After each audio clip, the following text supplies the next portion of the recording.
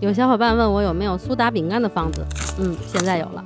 虽然苏打饼干做起来挺简单的，但是这个配方我也调整了好多次，因为主要是想要苏打饼干松脆的口感。自己做除了干净放心之外，还希望能低油一些。外面卖的苏打饼干我看了一下配料，它是不含水分的，液体就是油，所以能达到很松脆的口感，其实热量也蛮高的。所以自己做又想低油又想尽量的松脆一些，那一定要按照我这个方法来做。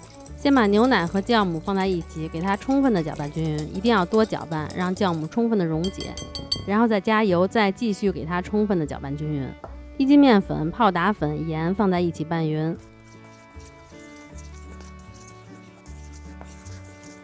再过筛到液体里。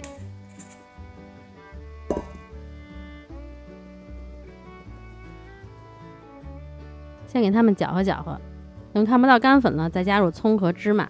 我用的是干葱，没有干葱的话也可以放新鲜的香葱，可以放3克到4克。因为新鲜的葱里边含有水分，所以牛奶的量可能要减一点。添加牛奶的时候可以先减10到15克，揉的时候看状态，只要最后能成团就可以了。这个面团不需要太软。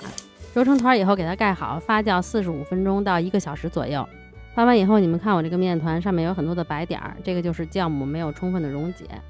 如果这样的话也没关系，你就给它做几次这样折叠擀开的动作，这样就相当于揉面了嘛。就这样来回的擀几次就看不见酵母了。而且这样折叠的话，它也会更有层次。看这个画面，有没有觉得我是在做一张葱花饼？擀差不多了，你看这个面也光滑了，就用另外一张油纸给它扣上，然后把油纸折起来，折成一个方形。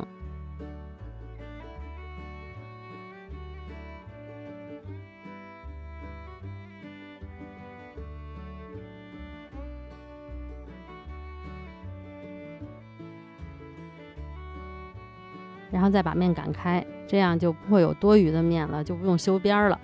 哈哈，我是不是很聪明？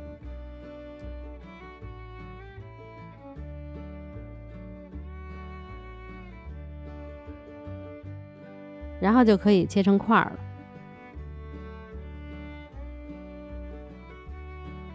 切块就随意，你想怎么切怎么切，但是尽量用尺子比着点，这样能切的大小一样。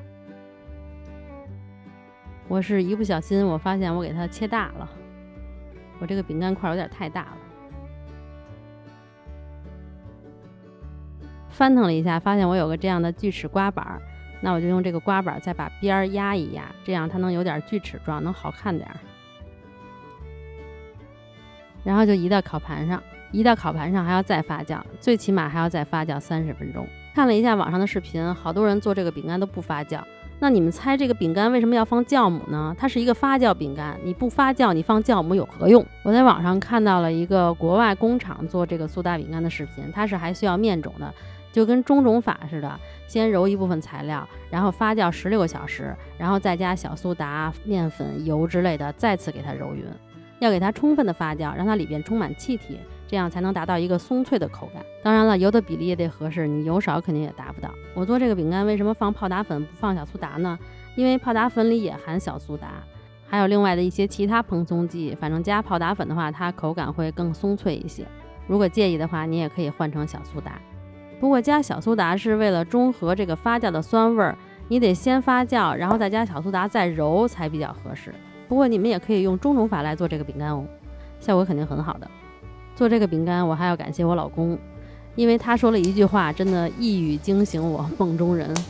最开始我做的时候就是跟着网上的教程嘛，没有发酵，然后我就给他吃，吃完以后他就说你这个饼干一点都不松脆，你看人家卖的那个饼干里边都是气儿，你这个就是死面的啊。然后我恍然大悟，要发酵才可以。现在这个口感跟市售的也不完全一样，因为油少，但是已经尽量能达到有一点松脆的口感了。大家感兴趣的话也试试吧，等你们反馈哦。